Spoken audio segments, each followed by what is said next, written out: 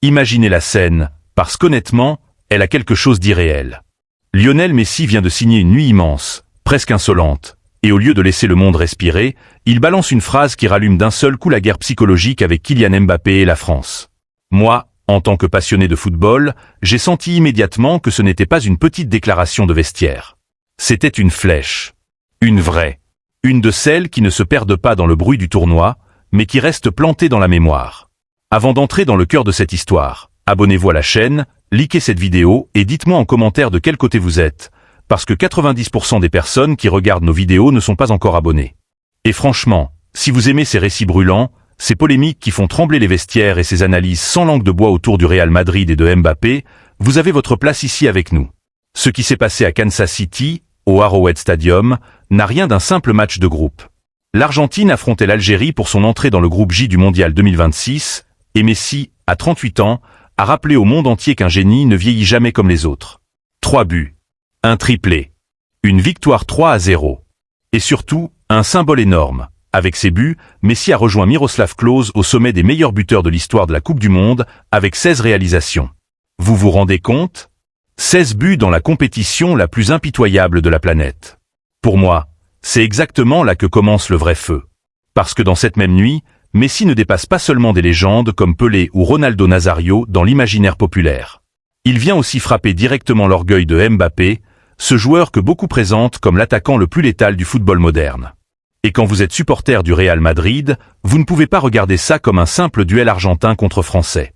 Vous pensez forcément à Mbappé, à ce qu'il représente, à cette pression énorme qu'il porte sur ses épaules, à cette nécessité de répondre sur le terrain quand la planète entière vous observe. La sortie de Messi en zone mixte aurait pu être calme.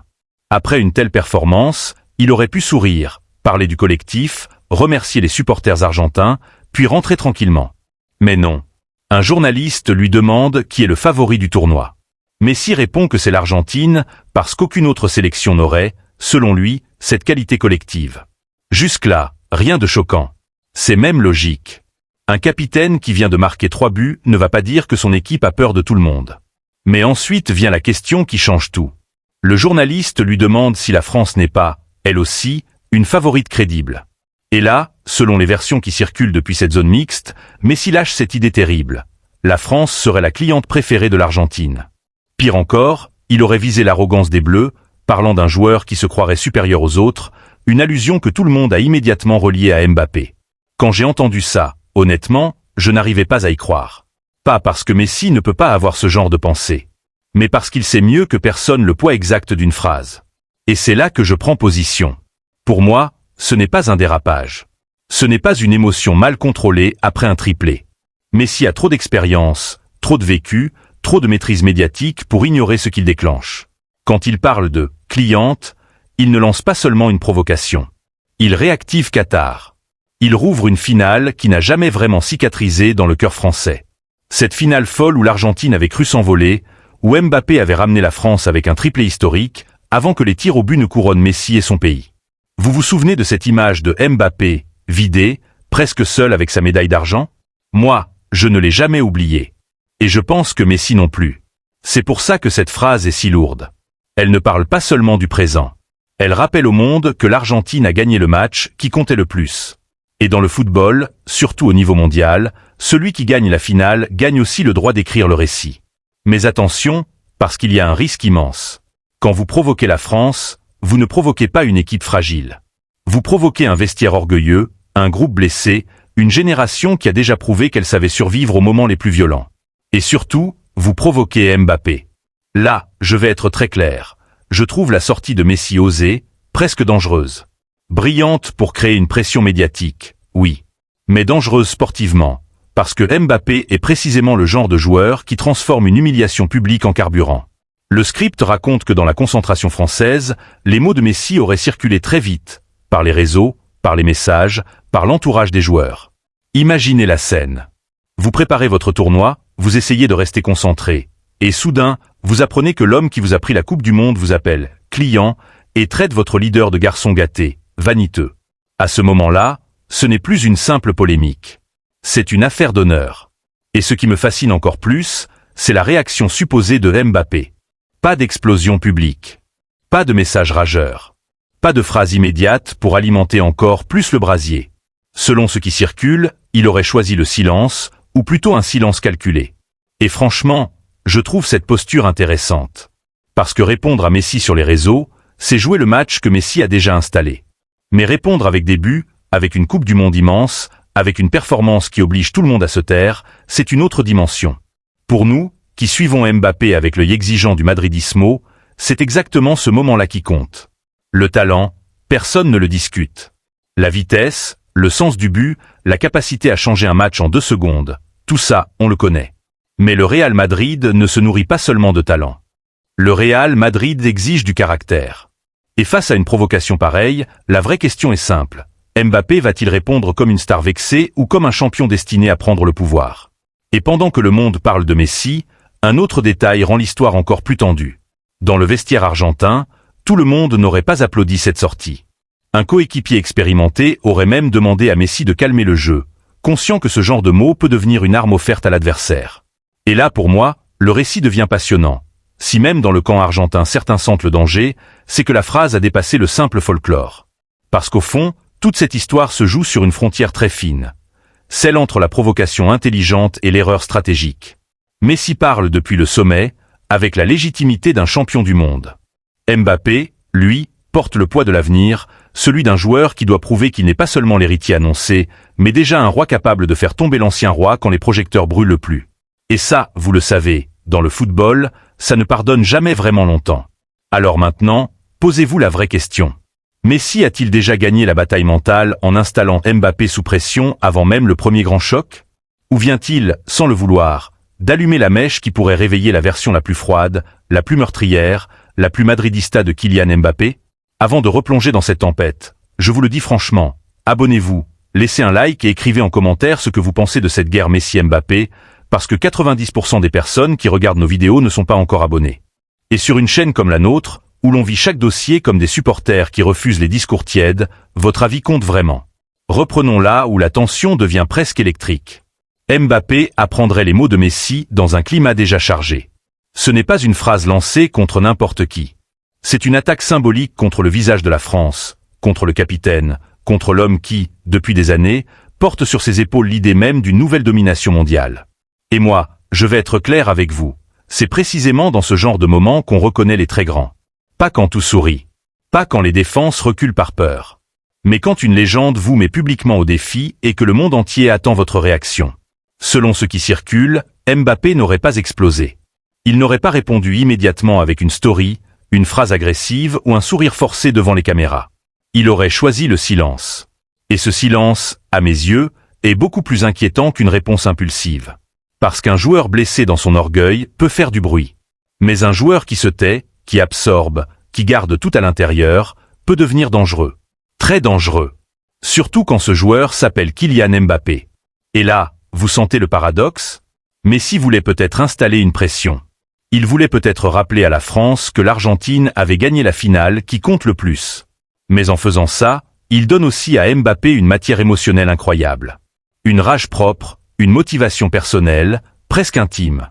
Dans un mondial, ce genre de carburant peut transformer un simple bon joueur en monstre compétitif. Et Mbappé n'est pas un simple bon joueur. Il est déjà l'un des rares footballeurs capables de vous retourner un match en 10 minutes, même quand tout semble perdu. C'est là que mon regard de madridista se réveille. Parce que vous le savez, au Real Madrid, on ne juge jamais uniquement un joueur sur ses statistiques.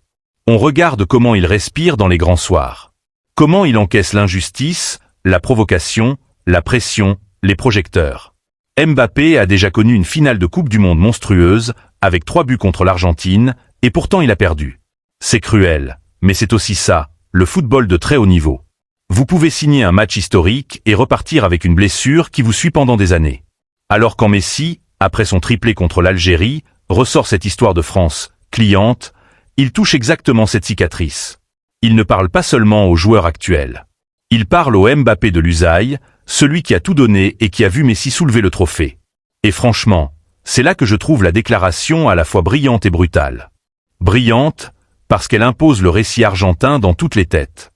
Brutale, parce qu'elle attaque l'endroit le plus sensible d'un champion. Mais il y a une autre dimension que beaucoup négligent, le vestiaire français. Un vestiaire, ce n'est pas seulement une collection de talents. C'est un organisme vivant. Une phrase extérieure peut le fissurer ou le souder. Et si les joueurs français ont vraiment reçu cette provocation comme une insulte collective, alors Messi a peut-être offert à Didier Deschamps ou au staff français le discours le plus simple du monde. Vous avez entendu? Ils vous prennent pour leurs clients. Maintenant, allez répondre. C'est puissant, ça. Parce qu'un groupe qui se sent méprisé devient parfois plus fort qu'un groupe simplement confiant. L'orgueil national, dans une Coupe du Monde, ce n'est pas un détail. La France ne joue pas seulement pour gagner un match. Elle joue pour effacer Qatar, pour protéger son statut, pour prouver que la finale perdue n'était pas une soumission, mais un accident cruel. Et Mbappé, dans cette histoire, devient le point central de tout. S'il brille, la France relève la tête. S'il se rate, les mots de Messi vont revenir comme un marteau. C'est pour ça que la possible réponse privée de Mbappé m'intéresse énormément. On raconte qu'il aurait confié à certains proches qu'il n'avait pas besoin de répondre avec des phrases, qu'il voulait parler avec des buts, qu'il respectait ce que Messi avait gagné, mais que les favoris se prouvent sur le terrain. Si c'est vrai, alors je trouve cette réponse très mature. Pas faible. Pas fuyante. Mature. Parce que répondre à une provocation par une provocation, c'est souvent entrer dans la maison de l'autre. Répondre avec une performance, c'est déplacer le combat là où le football tranche vraiment. Et pourtant, soyons honnêtes, Mbappé n'a pas le droit à une réponse moyenne. Voilà le piège. Quand vous êtes Mbappé, capitaine de la France, superstar mondial, joueur associé aux plus grands salaires et aux plus grosses attentes, vous ne pouvez pas simplement dire « je répondrai sur le terrain », puis livrer un match discret. Non. À partir du moment où le silence devient stratégie, la performance devient obligatoire. Chaque accélération sera analysée. Chaque tir raté sera commenté. Chaque regard fermé sera interprété. Messi l'a placé dans une arène invisible avant même que la France ne débute pleinement son tournoi. Et c'est là, pour moi, que Messi montre une intelligence médiatique redoutable. Il a 38 ans. Il a gagné presque tout. Il pourrait jouer libéré, loin des polémiques. Mais il sait encore capturer l'attention mondiale. En une phrase, il transforme un match Argentine-Algérie en feuilleton planétaire. Il impose Mbappé dans son récit. Il force la France à jouer aussi contre une idée, celle qu'elle serait dominée mentalement par l'Argentine depuis Qatar. Mais attention, parce que ce genre de récit peut se retourner contre vous. Si l'Argentine croise la France et que Mbappé marque, si la France élimine Messi, si le scénario bascule, alors cette phrase de « cliente préférée » deviendra une arme contre son propre auteur. Le football adore ça. Il adore punir les certitudes trop bruyantes. Il adore transformer les provocations en fantômes qui reviennent au pire moment. Et au milieu de ce feu, il y a ce fameux coéquipier argentin qui aurait demandé à Messi de calmer le jeu. Ce détail est essentiel. Il prouve que, même dans un vestiaire champion du monde, tout le monde comprend le danger. Un joueur expérimenté sait qu'une phrase peut réveiller un adversaire. Il sait qu'un mondial ne se gagne pas seulement avec du talent, mais avec la gestion des émotions, du timing, du bruit. Si Messi a entendu ce conseil sans reculer, alors cela signifie une chose, il assume totalement. Il veut que l'Argentine marche avec cette arrogance de champion. Il veut que son équipe entre dans chaque match en donnant l'impression qu'elle n'a peur de personne. Et sincèrement, c'est là que le duel devient immense. D'un côté, Messi, le roi qui refuse de sortir en silence. De l'autre, Mbappé, l'héritier obligé de prouver que son temps est vraiment arrivé. Entre les deux, la France, l'Argentine, Qatar, les records, les salaires, les égos, les supporters et cette question qui commence à empoisonner tout le tournoi. Qui fera taire l'autre quand le ballon roulera vraiment? Parce que les mots ont ouvert la guerre. Mais le prochain acte pourrait se jouer devant les caméras, en conférence de presse, si Mbappé est forcé de répondre en direct. Et là, tout peut basculer. Et je vous le dis, si cette conférence arrive, il ne faudra pas seulement écouter les mots de Mbappé. Il faudra regarder son visage, son ton, ses poses, parce qu'un champion trahi par l'orgueil parle parfois même quand il croit se contrôler. Devant nous tous point le dénouement de cette histoire, à mes yeux, ne se joue pas seulement dans une phrase de Messi ou dans une éventuelle réponse de Mbappé. Il se joue dans ce que cette polémique révèle du football moderne. Un sport où chaque mot devient une arme, où chaque silence devient suspect, où chaque rivalité est transformée en feuilleton mondial avant même que le ballon n'ait roulé. Parce que soyons honnêtes entre nous. Messi savait. Il savait que dire que la France est la cliente préférée de l'Argentine allait exploser partout. Il savait que Mbappé serait immédiatement placé au centre du débat. Et il savait surtout que la blessure de Qatar n'était pas complètement refermée. Pour moi, c'est là que son geste devient froid, presque chirurgical. Ce n'est pas seulement un champion qui parle après un triplé. C'est un homme qui connaît parfaitement le poids de son histoire et qui s'en sert pour imposer une pression psychologique. Mais Mbappé, lui, n'est pas obligé d'entrer dans ce piège. C'est même là que je l'attends. S'il répond avec colère, il donne raison à ceux qui le disent trop sensible, trop obsédé par son image, trop facilement touché. S'il ne répond jamais, certains diront qu'il a encaissé sans pouvoir répliquer. Alors il n'a qu'une seule vraie sortie, le terrain. Des buts, des gestes décisifs, une France qui avance, une attitude de patron. Et franchement, pour un joueur lié à l'exigence du Real Madrid, il n'y a pas de meilleure réponse possible. Car le Real Madrid, vous le savez, ne respecte pas les plaintes. Il respecte les réponses sous pression.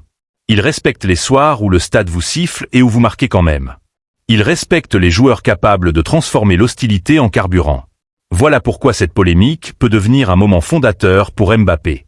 Pas parce qu'il doit forcément humilier Messi. Pas parce qu'il doit prouver qu'il est déjà plus grand que lui. Mais parce qu'il doit montrer qu'il peut porter un récit mondial sans trembler. Et c'est là que la possible conférence de presse devient explosive. Imaginez Mbappé assis devant les micros, calme en apparence, avec cette question qui tombe, que répondez-vous à Messi? À cet instant, chaque seconde de silence pèsera lourd. Chaque mot sera découpé, traduit, commenté. S'il dit qu'il respecte Messi, mais que les favoris se prouvent sur le terrain, ce serait, à mon avis, la meilleure réponse possible. Pas d'insulte. Pas de victimisation. Juste une frontière nette. Les légendes parlent, les champions répondent. Mais attention, Messi n'est pas perdant pour autant. Même si Mbappé répond parfaitement, Messi a déjà réussi une chose énorme. Replacer l'Argentine au centre du tournoi.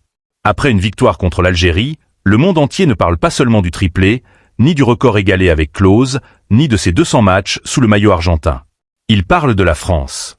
Il parle de Mbappé. Il parle d'un possible choc futur. Et ça, dans le football d'aujourd'hui, c'est une victoire médiatique gigantesque. C'est aussi pour ça que je trouve cette rivalité fascinante. Elle dépasse le simple duel de joueurs. Messi représente le passé qui refuse de s'éteindre. Mbappé représente l'avenir qui refuse d'attendre poliment son tour. L'un a déjà tout gagné, ou presque. L'autre possède le talent, l'âge, l'argent, la vitesse, mais il lui manque encore ce genre de moment définitif où l'on ne parle plus de potentiel, mais d'autorité absolue. Qatar lui a donné une grandeur tragique. Ce mondial peut lui donner une revanche historique. Et la France, dans tout ça, doit faire très attention. Si elle transforme cette phrase en obsession, elle se piège.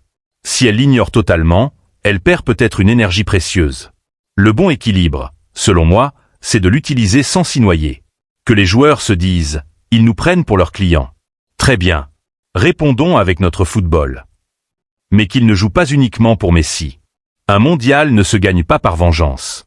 Il se gagne par maîtrise. Côté Argentine, le danger existe aussi. Quand votre capitaine parle avec autant de certitude, il place tout le groupe sous obligation de confirmer. Chaque match nul deviendra une moquerie. Chaque difficulté offensive donnera envie au réseau de ressortir la phrase.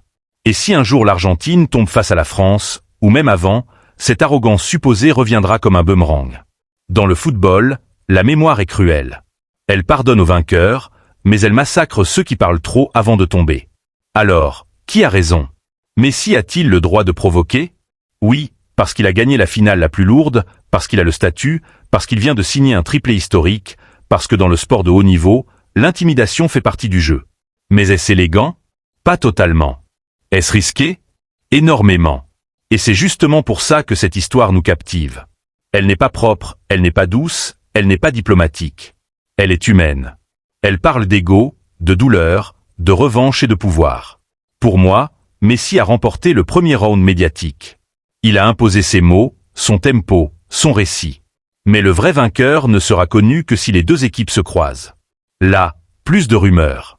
Plus de phrases attribuées. Plus de débats interminables. Seulement 22 joueurs, un ballon, des jambes lourdes, des regards durs et cette question immense au-dessus du terrain. Qui est vraiment le client de qui? Et si Mbappé veut faire taire tout le monde, il sait ce qu'il doit faire. Pas répondre en attaquant Messi. Pas se perdre dans une guerre de déclarations. Il doit prendre la France par la main, marquer dans les moments qui comptent, donner cette sensation que, même face à la plus grande légende de l'ère moderne, il n'a pas peur. Voilà ce que j'attends de lui. Voilà ce que le Real Madrid attend toujours de ses grands joueurs. Pas des excuses, pas des promesses, mais des preuves. Au fond, cette polémique est peut-être le cadeau le plus brutal que Messi pouvait offrir à Mbappé. Une blessure publique, oui. Mais aussi une scène parfaite pour grandir. Les très grands ne choisissent pas toujours le moment où l'histoire les appelle. Parfois, l'histoire les provoque, les bouscule, les humilie un peu, puis leur tend le ballon et leur dit « Maintenant, montre-nous qui tu es ». Mais n'oubliez jamais une chose, derrière les millions, les records et les grandes phrases, ces joueurs restent des compétiteurs touchés dans leur fierté. C'est pour ça que cette histoire fonctionne. Nous ne regardons pas seulement des statistiques. Nous regardons deux orgueils immenses essayer de survivre au regard du monde. Et quand un orgueil blessé rencontre une scène aussi gigantesque que la Coupe du Monde, le football peut basculer dans quelque chose de presque théâtral. Un contrôle raté, un sprint, un penalty, une célébration trop longue, et tout le récit change. C'est cette fragilité-là qui rend ce sport magnifique. Rien n'est jamais figé. Même Messi, avec toute sa grandeur, dépend encore du prochain match. Même Mbappé, avec toute sa puissance, doit encore convaincre ceux qui doutent de lui au plus haut niveau. Et ma position finale est claire. Messi a parlé comme un roi qui sait que son trône est gravé dans l'histoire. Mbappé doit répondre comme un conquérant qui refuse de vivre dans l'ombre de ce roi. Si la France et l'Argentine se retrouvent, ce ne sera plus seulement un match. Ce sera un règlement de compte entre deux époques du football. Et vous, dites-moi franchement en commentaire, Messi a-t-il eu raison de provoquer Mbappé et la France, ou a-t-il offert à son rival la motivation parfaite? Abonnez-vous, likez la vidéo et commentez votre avis, parce que 90% des personnes qui regardent nos vidéos ne sont pas encore abonnées. Ici, on veut vos arguments, votre passion, votre vérité de supporter.